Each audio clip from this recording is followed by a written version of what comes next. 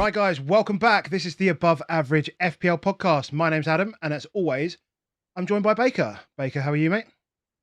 Very well, mate. It's Thursday, Saturday deadline. I like a Thursday pod and a Saturday deadline. That feels sweet spot. Feels like it's enough time for a shit ton of comments so that we can reply Mm. to them. Like, enough time for people to actually digest what we've said and for Just us to digest what we've said, right? Because we talk, but this is actually just like us just spitting our thoughts out more Yeah. than anything. So often I do go back and I listen and I'm like, what did I say about this? What did I say about that? And well, more, what did Baker say about this? What did Baker say about that? And then try and figure out whether I want to sort of move in that Mm. direction or not. And then have a look at the comments and see what other people are doing as well. So yeah, a little bit of extra time is good. You're on the whiskey. I'm on the I'm not on standards. whiskey. I've Oh, what got is that? pink. It's like a rhubarb and raspberry tonic in with some above average gin. Rhubarb and Apart from, I've just realised I haven't put any above average gin in it. I was like, oh, that tastes nice and refreshing. Above average gin. perfect, mate. So I should get that. In case Emma is right in the chat. The glasses mean serious business. the glasses mean I am tired. It's been a long week. But I did receive a present this week, so I better shout this out on the black t-shirt. This week I've got the FPL Wires I've Got Wood t-shirt. Delightful.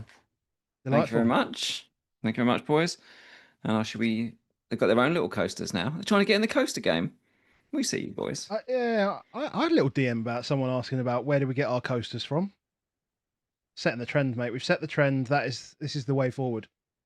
We're going to need to do something about this because What? I've Because got a go on. FML one.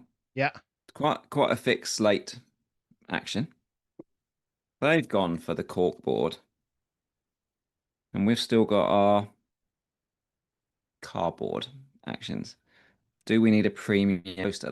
That's what we need people to tell us. Do we need a Because at the moment a premium coaster? Because at the moment we've only got about 2,000 normal coasters to get rid of. But why shouldn't we get more coasters? Mate, I've got no space. I've got no space at all. It's just ridiculous. Literally. You could almost soundproof a room with the coasters that you've got. I genuinely could, yeah. I mean, it'd probably be better than the Artex walls that I've got up on there. So I've put that in there. I might have put too much gin in there. I might have put too much gin in that drink. Mate, there's absolutely no chance you've done that. Mm. There's no chance that. Well, you shouldn't admit to that anyway. No, I think I put a bit too much gin in there. Oh well. So how are we feeling then? Obviously, European week, Carabao week. There's been quite well, I say some good results for the English teams. To be quite fair, so the really good results, and nothing in the way of real injuries or anything like that. No concerns. Don't think so. I think if anything, so far. you've got. I think you've got positives. I think you've got takes that we can take forward from Sunday to the midweek games.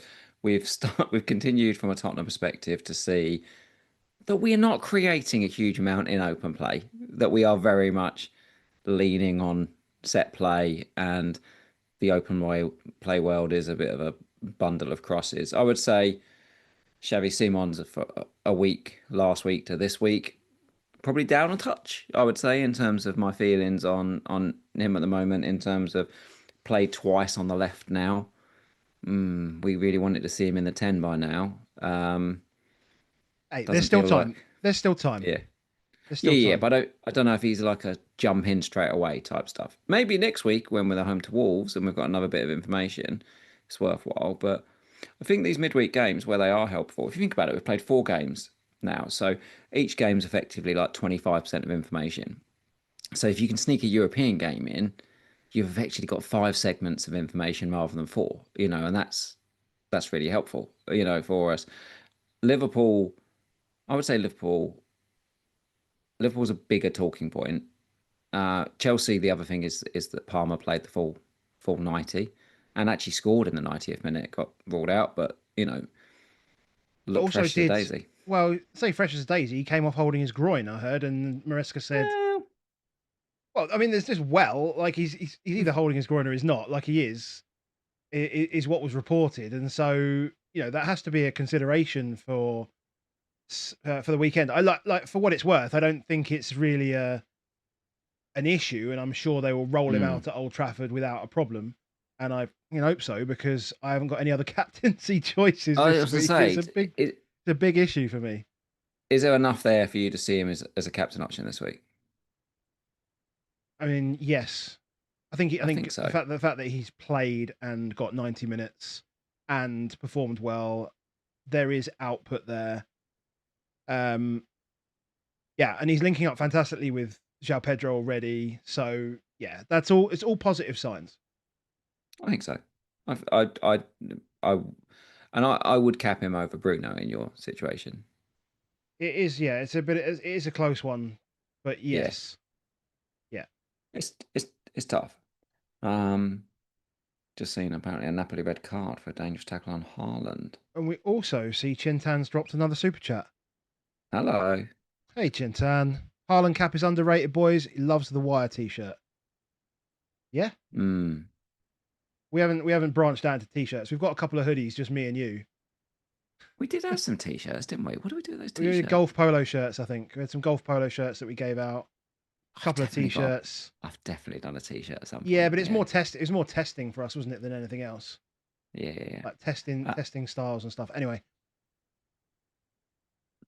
God, Harvey Barnes has just had a good one saved, actually. Newcastle should be you can't just watch the football. Look at you. If I catch you looking up, then you're definitely watching the football and not on this. See, this is the real reason why we've got two internets in this house. It's not so I can pod, it's so that I can watch the football simultaneously. It's ridiculous. Yeah, Liverpool. So we've seen our first sight of Isak. I think there's a few things that I took away from that game. We talked on the weekend about the fullbacks. I think both of us were comfortable. Probably Robertson enables them to attack one side down. You got your Frimpong start. Have you sold Frimpong? Have you still got him? I sold him ages ago, but he's first choice.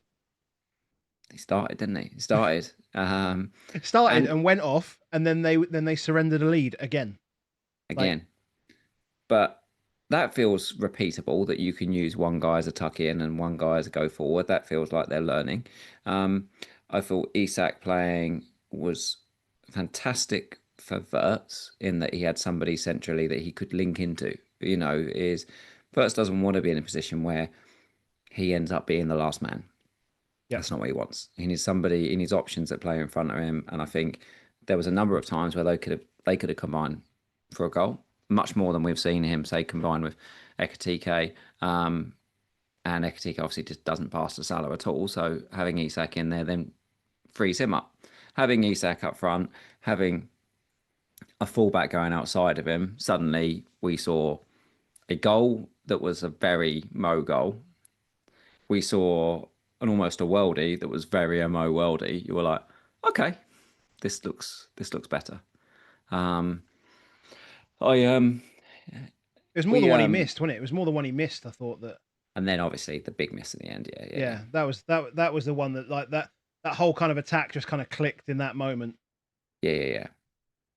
I've seen him miss that chance before though. Like, it's almost like you always want him to go back across rather than that sort of near post for him. I don't think it's necessarily the greatest, but it's inside of the post. Yeah. Should put it away, but yeah, for you who hasn't got Mo, does that? Am I worried? Am I worried that I haven't got Mo Salah? Yeah, pretty much every week. Yeah. Like, it's just something that I've accepted. Well, I mean, am I? Yeah, what can I do? Am I worried about it? Yeah, there's a bit of concern. Do I still think I've made a decision that I'm comfortable with? Then yes, I'm fine. I'm not like scrambling to try and say, oh shit, I need to wildcard, I need to do this, I need to get him in, and all this sort of stuff. Yeah. I think it's reasonable enough to take him on. Now, like, obviously the news that Mikalenko was not in training today, or in training pictures at least, is not ideal, because Salah versus James Garner is not exactly the matchup that we really want. But he hasn't really. I mean, like, yeah, against Atletico he was great, but he hasn't been great in the league so far this season. And so, what's to say in this game, which is a game where Everton will be hyped up? I imagine that where needed, Grealish will be pretty aggressive in his defence as well to support Garner. So, or whoever they play there. And so I'm concerned, but not concerned. Like, it's a weird one. I don't know if that's come out as sort of news since that. So tactically, Matt, who's a really good guy, an Everton fan, he was the one that I think that tweeted that there was no pictures of Mikalenko in the training. But I don't know if there's been any more released about that. But that was the only one that I saw who reported that. But yeah, I think if you got Mo, it's going to become apparent. We'll look in a minute at the Rob T fixtures, and you're like, well, if you've got him, you're probably just going to go there. Yeah. Yep. We have got another super chat from Shivam. So thank you to you. It says planning to wildcard in game week 6. He's got one free transfer. Cunha to Mbumo and play bench boost of Dubravka, Ruta, Ronaldo, and Dorgu. Or should I roll and postpone the bench boost, or should I get it done? I mean, I don't mind most of those fixtures for those players, to be honest. I don't. Dubravka obviously's got Forest, Ruta's got Spurs, Ronaldo's got Villa, and Dorgu obviously at home to Chelsea. Will Dorgu start? Is that a guarantee? I don't think it's ever a guarantee when someone has not started one of the first 4 games type stuff. But you kind of hope he would. I don't know. That would be the biggest. That would be the only thing for me. And one of the reasons I'm not on bench boost this week is because I've got a player that is, well, he's not even a minutes risk. He's just injured. But if I had a minutes risk player, I wouldn't risk it. Yeah, it would put me off. Yeah, especially early in the season, right? Because it's fine to an extent in the second half of the season where you got doubles and it's, you're banking on, say, like 130 minutes, 140 minutes. Like, this is the sort of thing you're looking for. Whereas it's like, if he doesn't start, you're going to get 20 minutes of this guy. And especially if it's a defender where there's literally 0 chance of clean sheet points. Like, that's the worst. Don't waste your time on it. So I would look at that. I'd be unsure and I'd probably postpone the bench boost if it was me. And then look closer to just after the wild card. If you had a winger and it's like 20 minutes of the game that you're probably going to get, you can still get stuff. Well, we've said it in the past, right? Rest in peace, but Jota, right? He was like the perfect example. You'd pick him in that because he was so dynamic when he came on that you could always fancy him to get 2 or 3 chances in the 10-15 minutes he'd have at the end of games. And, sure as hell he would pop up and grab a goal, right? He'd get him. Should we look at games? What we do? Admin? We can look at some games, but first of all, we do have to say a reminder: if you want to join our mini league, the code is 1WTCH2, and that league is open until game week 19. Very, very simple. Over 6,000 people. Get yourself involved. The winner will get a prize, and as I say, because the league shuts off in game week 19, it means that you're not going to get people coming in game week 35, 36, 37 and ruining your fun. So go and join 1WTCH2. And a reminder, please. I've never said please, but if you could do, never said please. If you could like and subscribe, that would be that would be fantastic. Then the usual YouTube stuff that we have to say because we're here, that would be great. And if you want to join us for more conversations, you can obviously join us over at Patreon, patreon.com/Above Average FPL. Assuming that has switched to there. Yes, it has. And you can get free coasters there. Pretty much regardless of where you are in the world, I will send coasters because they go as letters. Parcels are a bit more difficult, but last man standing's in there. FPL Blackjack, you can beat Baker and win some Never Say Die whiskey. We have So Rare Chat and more.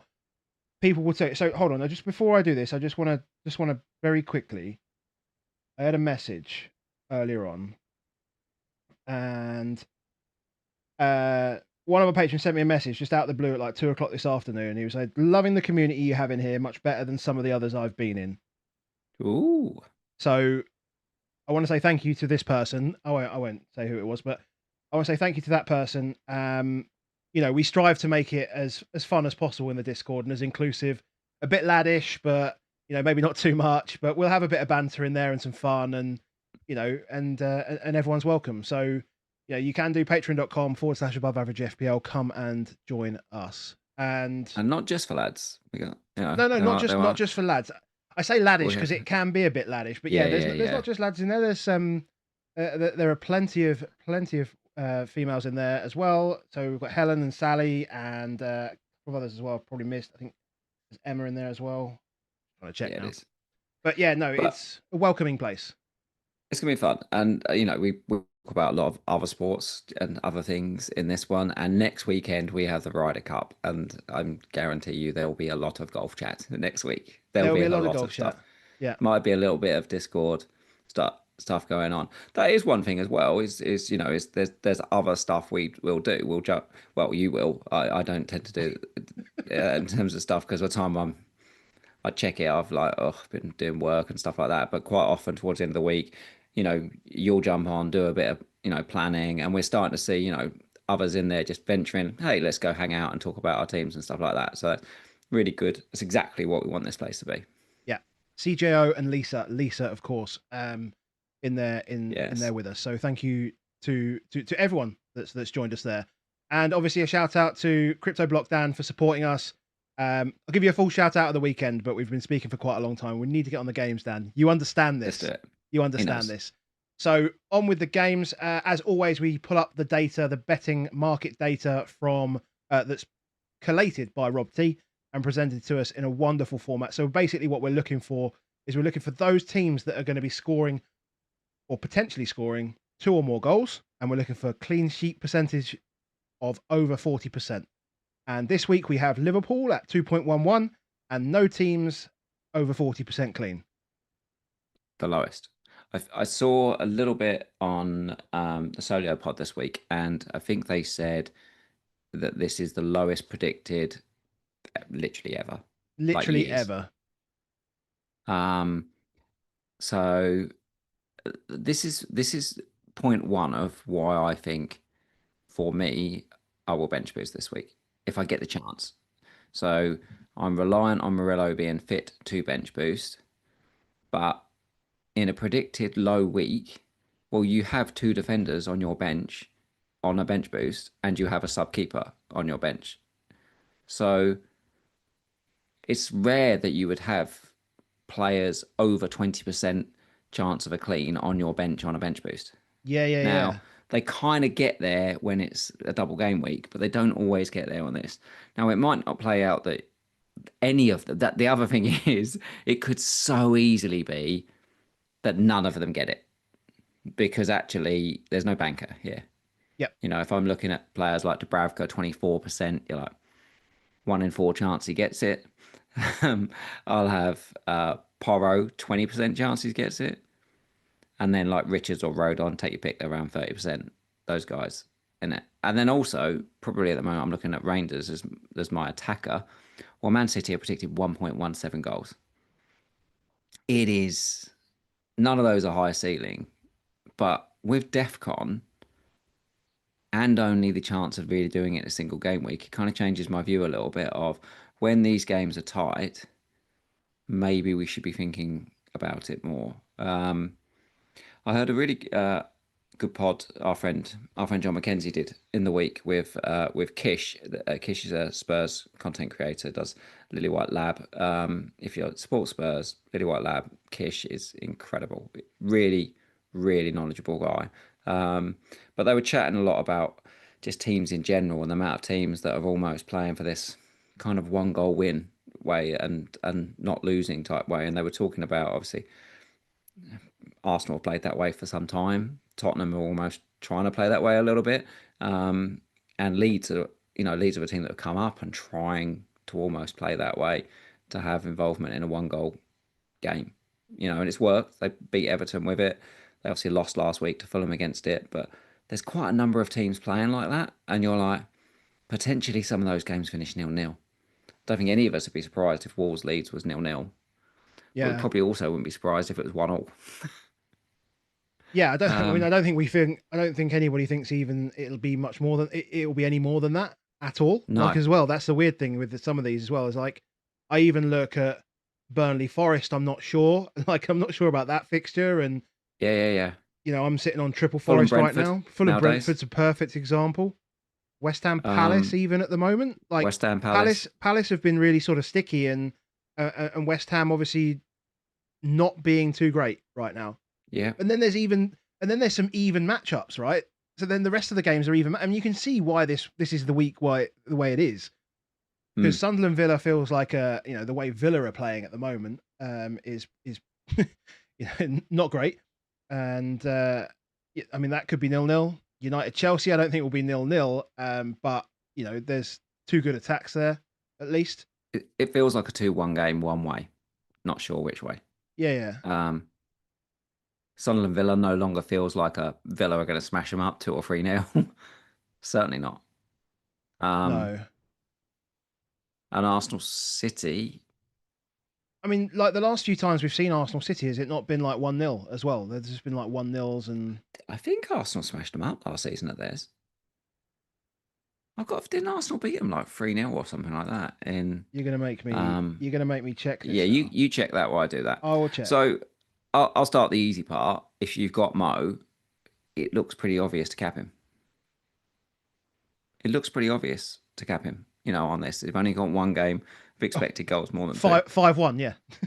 5-1. Yeah. I thought they smashed them last year, but it's hard to see that the way.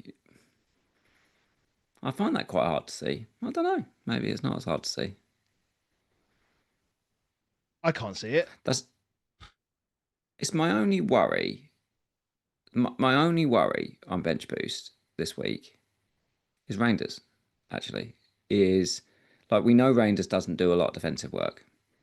We know he's played every single game, 90 minutes in every game, and now he's playing again tonight. Yeah. Is he the man that he go, well, actually, we give him the break on Sunday? But why would you give him a break against Arsenal? That's the difference.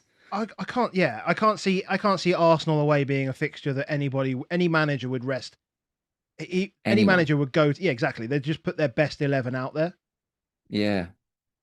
It's my only little twinge in there. But like you say, it's been too important to them. Yeah. Been too important to them. Can't see it. So this is bench headache situation, isn't it? When you've got you've got eight defenses above 30%, none above 40. And you've also got 1, 2, 3, 4, 5, 6, 7, 8. You've got 9 defenses in the 20s. Then this is that one we've talked about the whole season about when do you add on DEFCON to what the percentage is, and when do you add on attacking returns, and where do you bench and where do you not? I'm a little bit siding towards away from home and 30% is better than home and 30% a little bit. I feel like Morello and if people had Lacroix, for example, I'm almost more expectant that those guys away from home with a 30% are going to mop up DEFCON than necessarily, and even Rodon at 31%, away at Leeds, those kind of guys, I feel like it's more likely than potentially maybe even Anderson home to Brentford. He probably just gets it because that's what he does. Yeah. I mean, the logic behind that is obviously that the home team would be more aggressive, more advanced, and be expected by the crowd to do more with the ball in the other end of the pitch. And so it will naturally sort of hoover up. It will suck into those defenders that will pick up those contributions. So yeah. And Fulham, I mean, like, don't discount Anderson at all, because obviously Brentford just run set pieces like anything. Long throws, corners, anything they can do to chuck it into the box. Like, if you want a perfect defender, you want the guy that's playing against Brentford. So that feels like a good place to be. Good point. It's a really, really good point. They're going to lob balls. Coyote's going to log balls at him, and he's going to be especially away from home, even more so away from home. It's a very good point. I mean, I was always playing Anderson. That was definitely not my great. So I guess that if, for example, I don't bench boost this week, then I've got to make a choice of Anderson will definitely play for me. The other two for me, Morello, Roden, Richards, and Porro. Is Porro just going to have to make a million tackles, or is Mitoma just going to turn him inside out? If I am, again, I don't see it because I didn't think Spence was particularly good the other night. I thought he had one of his poorer games, but we know that Spence is our best one-on-one tackler as a fullback. So, do you put Spence up against Mitoma because this is a good game for it? But then you're like, well, Minter does exist, and he's also a very good direct winger. So that tells me, no, you probably just stick with Porro and you stick with Spence. But I am of the opinion that if you own Porro and you're not bench boosting, this is a fantastic week to bench him.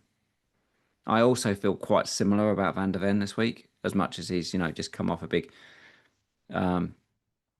haul, is if you can bench Van der Ven or you can bench Porro this week, I probably would, because he didn't rotate as much as I expected him to in midweek. Now, we did play Tuesday, so that's good. But maybe that means he was planning on it was the first game of Champions League. We kind of have to win the first game of Champions League. Was the plan play down? So, like, no one's ever going to just he was never just going to drop players down in the first game of the Champions League after 4 years out or something like that. We've been. Would you be amazed if it was Udogie, Danso, Romero, Spence as a back line on Saturday? I wouldn't be amazed. I do think one of those guys will come in. I just think it's probably Udogie. I think there's enough time. I think we've had enough time to rest, to recover, and we've got Doncaster in the week where these guys can play. So, get them through this week. Doncaster next week? Yeah. So it's Doncaster in the week. So Doncaster, we just turn up and we play Archie Gray right back, Danso, Ben Davis, and Udogie, and just say, well, just take a week off. And so I would expect us to go the same four. Personally, I think Spence, Porro, Romero, Van der Ven, and then I hadn't clocked that. These guys will obviously all be on the bench in the week. Good challenge. Yeah. For some reason I thought we were straight in for another Champions League game next week, but no, if it's the Doncaster game, it is. No, it makes perfect sense. Perfect sense. You roll them out again. Spence, Van der Ven, Romero, Porro. Okay, that solidifies me for it. Doesn't change the fact that we've only got 20% clean sheet odds, and our guys don't do DEFCON.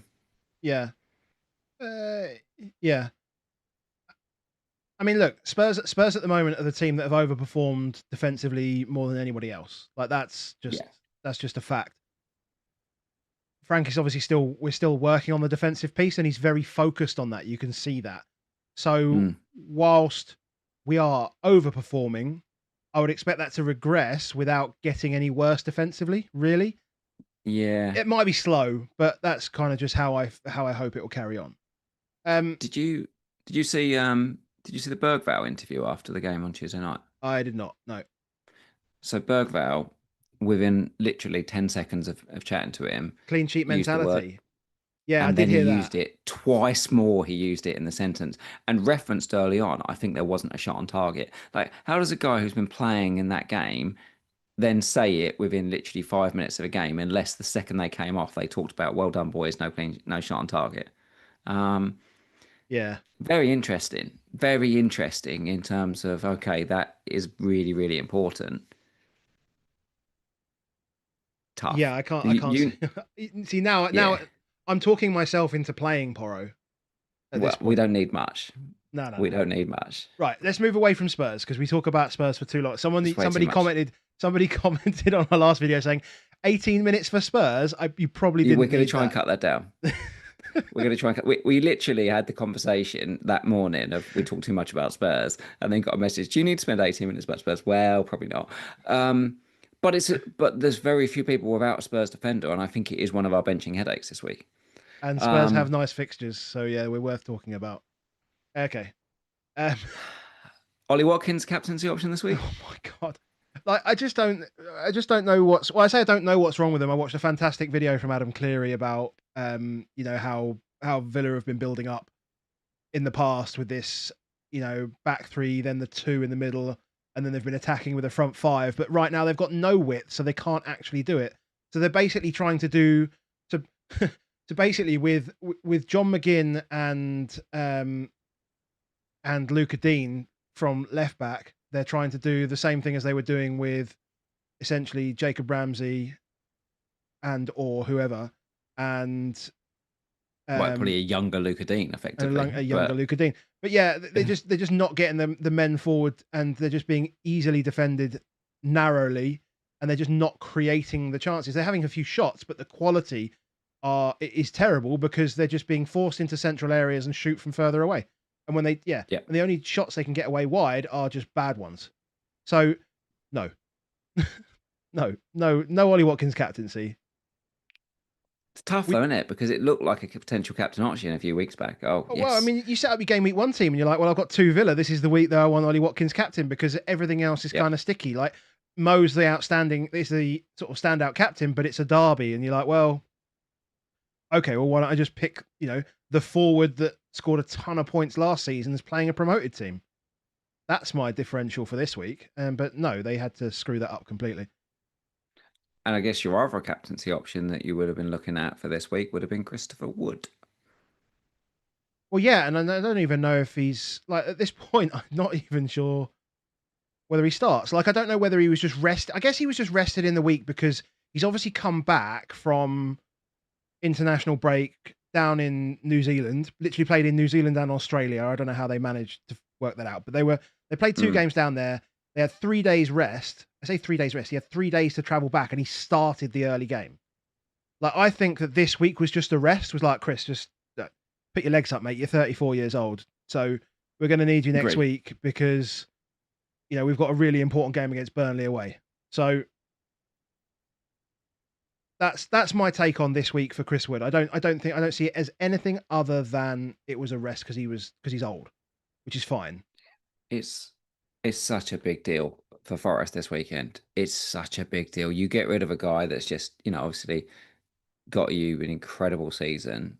You turn up with Ange, you get rolled over by Arsenal. You then lose in midweek in the manner mad of it. Circumstance. Yeah. The manner of it. You go now play a promoted team.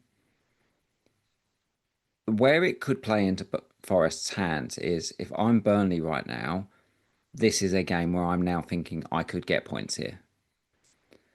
And for guys like Gibbs White, for guys like Chris Wood, the more open they play, the more open they are in transition, and potentially they turn them over. But it's so bloody hard to trust in it. Forest fans, I saw some Forest fans last weekend calling for the fact that Gibbs White should be dropped. And you're like, this is genuinely insane. Like, what on earth has gone on in this world over the last few months? Chris Wood has said is you've got to play him. You've got to play him. One of these guys should have been Gibbs White. Like, if Chris Wood doesn't play Gibbs White on penalties, suddenly Gibbs White is the captain option, but it's just you can't trust it. But you got to play him. Conversely, if we assume that it's going to be a game where Burnley go, oh, we might get a chance here, and it becomes an open game, like I feel like 1, that's how Forest scored a lot of goals last year, and 2, they've got a manager that just suits that perfectly. Like that is exactly how he wants to attack. So for Gibbs White and for Chris Wood, for Hudson-Odoi, for Endoy, for all of them, feels like a really, really good fixture. Yeah. The more they smell blood, Burnley, the better it is for Ange. 100%. Yep. 100%. Agree with that. I'm on board with that one. Bournemouth Newcastle's a hard pick, but again, in terms of say about like Arsenal beating Man City last season, Bournemouth's results against their old boy Eddie Howe are incredible. Like, and you've obviously got Bournemouth with a whole week off compared to Newcastle playing tonight. Yeah, and right now. That the, if you've got Semenyo, he's a cap option. Last time Newcastle won against Bournemouth was 2020. In the league. So last season, I think they lost at home, didn't they? 4-1, I think it was to them, and then I think they drew at Bournemouth. Is that Kluivert's hat trick of penalties? No, it's just a Kluivert hat trick. Just Kluivert hat trick. Kluivert hat trick and Kirkes. That must be the hat trick penalties, isn't it? No, not. He didn't score 2 hat tricks last season, surely. Yeah. But they scored. The season before they scored. They drew 2-2. Actually, it's not as good as I thought it was. For some reason, I thought they did them over quite badly, but they don't actually. They haven't actually won. Oh no! Sorry, it's the other way around. Yeah, no, they have. Yeah, Newcastle haven't won since 2020. It's been a long time. Yeah, it has been a long time. Wow. So, yeah, Semenyo's probably a cap option. Yeah, it probably is a cap option. I'm just trying to think. Obviously, yeah, because the only player that really looks like he's been rested tonight is Voltemada, right? Yeah. So, and Gordon's back at the weekend. Is he? Yeah, he must be back at the weekend. Back at the weekend. So what's that? Just like 2, Barnes 3, out. 4. Yes, he'll be back. Yeah. Okay. Potentially, yeah. Potentially. I mean, like if you're looking to go differential, I think you could do. I don't overly love it, but yeah, you can do. You can do. There's nothing wrong with it. No, nothing wrong with it. Would you look? The second highest in predicted goals this weekend is Arsenal. If you had Gyökeres, would you consider it?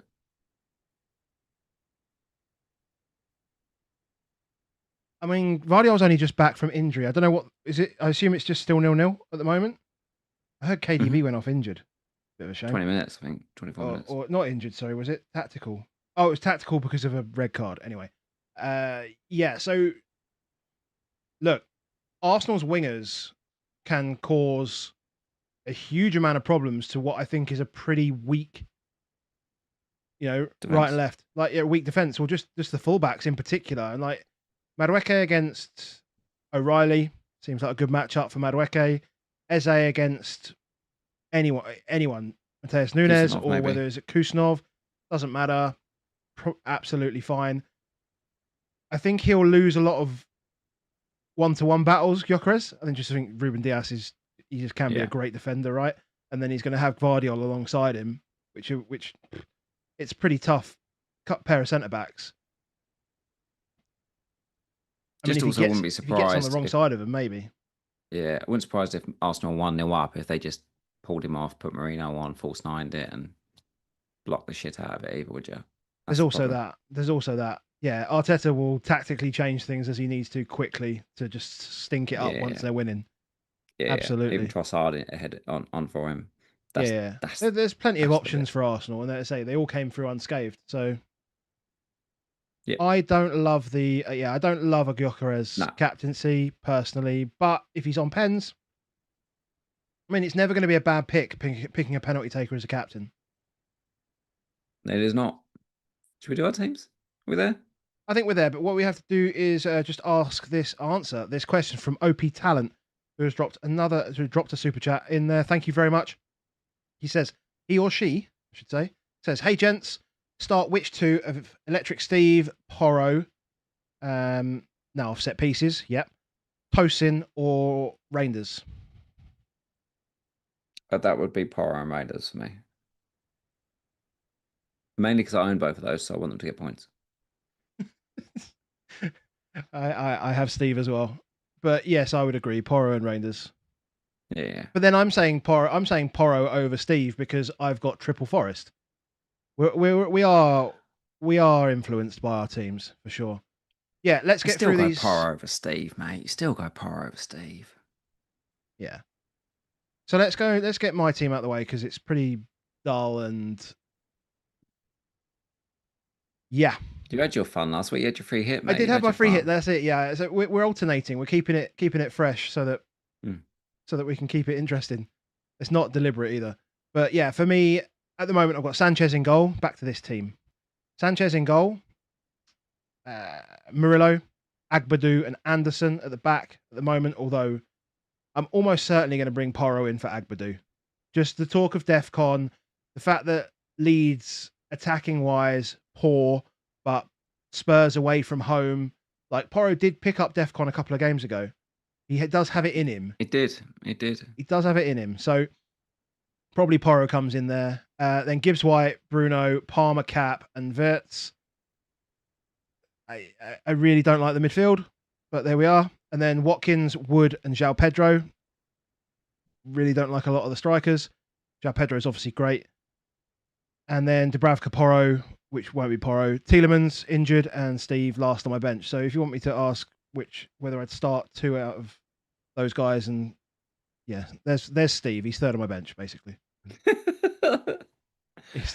That's it. This is a predicted low scoring week, which also brings to it hugely high variance. And as much as you probably don't hugely like it, if Chelsea go off, you're so in. If Forest go off, you're so in. Like there's 2 teams there that if either of them smash, then you're going to smash. Like, and that's going to be the nature of this week. I think when we talk Sunday, it's going to be.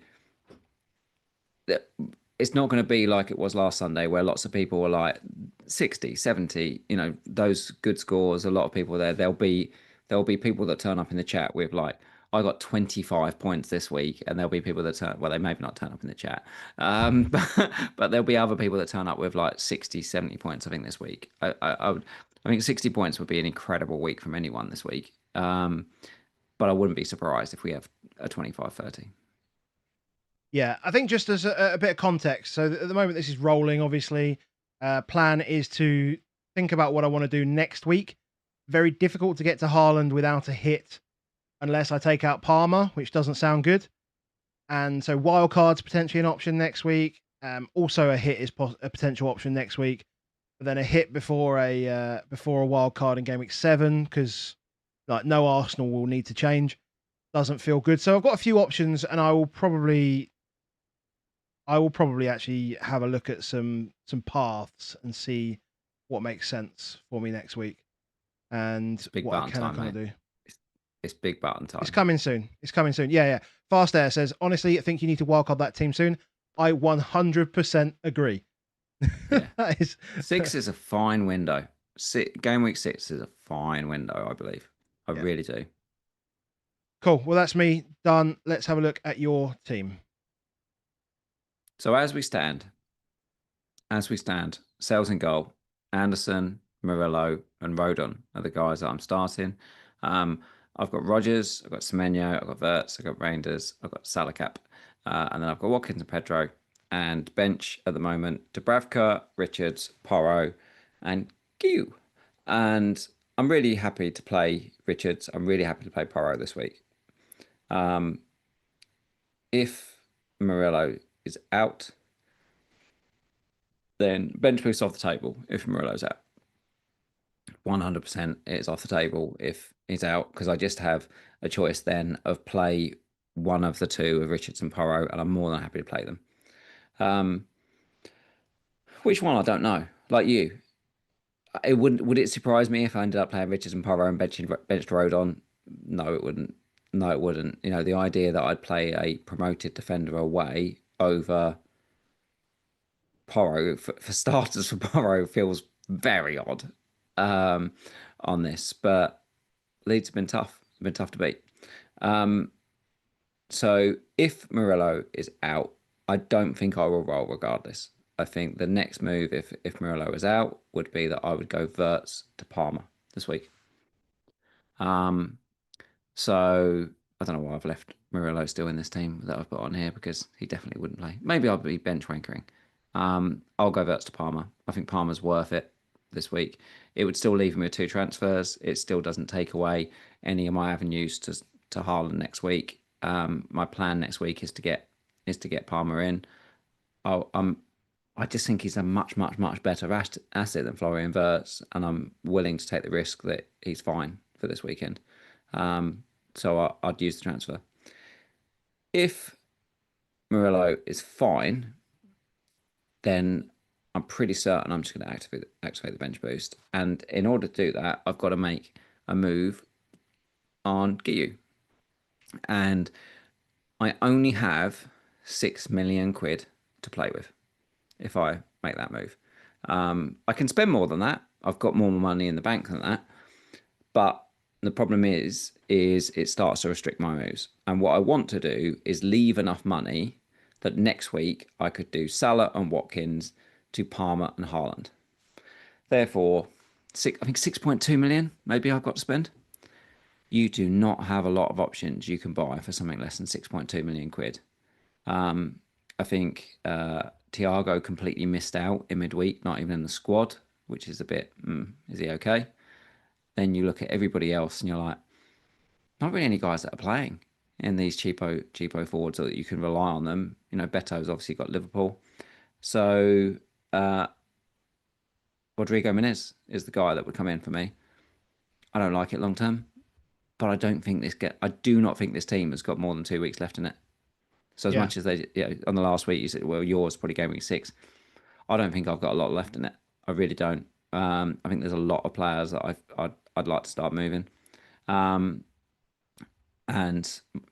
my team is set up really strongly for 5 and 6. I'm in really good position. I've been quite lucky with injuries. Not so lucky with the points, but lucky with the injuries. Therefore, did you just realise what you've done? You've changed it and put my Villa boys on the bench. That is not what I sent you. That is not what I've sent you. This is exactly what you sent me. This is not what I've sent you. This is a ridiculous bench boost, mate. It's an absolute disgrace that you would put these guys on your bench. That's what I'm. Do you not know how to play the bench boost properly? Everybody's told us that Villa are trash. So I would bench. They're the worst players. They're the worst players. And Wirtz. Like, there's an argument that these are the 3 worst players in your team. Play the upside down Christmas tree and Defcon is king. Villa are crap. Wirtz is crap. This is the way to play the bench boost.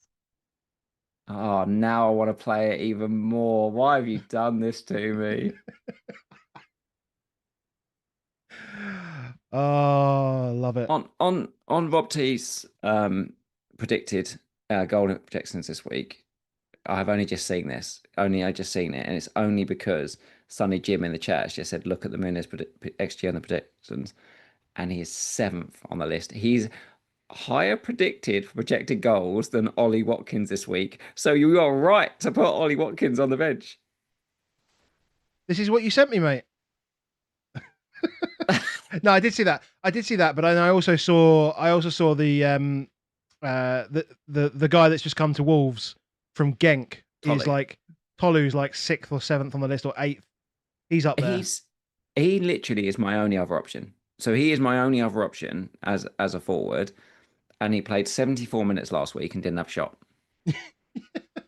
And he scores 1 in 2 in the Belgian league. Like, don't bother. Nah, I just can't do it. So, I love that you swapped Dubravka and Sales as well. Just that was just me. For the police, and we know there's bench boost police. What I have on my bench currently right now is Dubravka, Richards, Porro, and Reinders. Sorry. So for those that police, that little bit in the middle there, Dubravka, Porro, Richards, and Reinders is what I've got. But now I've seen this. Maybe that's the way I should go. Damn you. It's great, isn't it? Can't argue with it. Sells, Watkins, Rodgers, Wirtz have not returned this season. Therefore, they're my worst 4. There we go. Exactly. Perfect, man. I think I'll do it. I'm hopeful that Murillo's fit. He said again on Monday that the plan is that he'll be back for Saturday. He was normally pretty good in the pressers of saying this guy won't make it if he's not going to make it. So But let's see. If he doesn't, I won't be too sad. But I will bring Palmer in. Yeah. Thiago's ready to go, by the way. Keith Andrews has revealed that today. Yeah, they had a press conference today. Right? Yeah, he said he's fine. He's so Henderson, Pinnock, and Thiago were part of a training group on Tuesday. All 3 players are available for selection. Again, he got booked and didn't have a shot again last weekend. Yeah. It has to be Menez. Yeah, and I think you did the due diligence ask Fulham fans, and they'll tell you that he's the number 9. So number 9. What I was really impressed with last week, obviously he played 84 minutes last week, which is a little bit more than what we kind of expect him to play. But 84 minutes, when it's 0-0 against Leeds, I'd have almost expected either he came off on a direct replacement to Jimenez about 70 minutes, or Jimenez would have come on as well, and you had both of those on, and therefore it's going to play minutes. But the fact that he didn't get replaced until 84 minutes by Jimenez, I think it's a relatively strong endorsement. There is still part of me, but at the back of my brain is we've seen this before. Muniz started the season last season as the number 9, didn't score, and then about not far off this game week, suddenly, guess what? Jimenez turned up. Yeah, he switched him up. Something to consider. We've got time to look at things. We've got time to look at things tomorrow. Press conferences, as you say. Yeah. I guess, yeah, boring week for me. I doubt I'll do anything other than mess around with like bench order and stuff like that. Yeah, I think can't really bother with anything else. But yeah, Villa will score, but it will be Harvey Elliott, says Matthew Perry. John says anyone not on Haaland game week 6. Like, I can't get to him at the moment, so it's really difficult. But I plan to be there. Sonny Jim says Iwobi was injured in training, so Kevin starts. He looked fun. Like, he looked fun at the weekend. He was fun. Yeah, we didn't talk about Kevin. I talked about the fact that we shouldn't say the words we don't talk about Kevin. I'll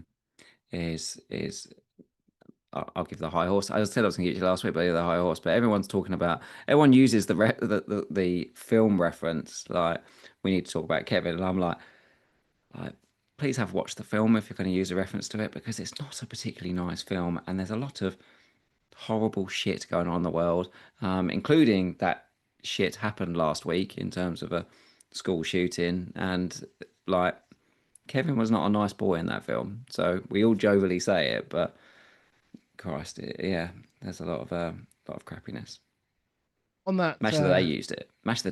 You're like, Match of the Day used it on Saturday on BBC, and you're like, mate, this is like literally 2 days after. As they can with cliches. Same age, 16-year-old boy, like at school. So you're like, don't do it.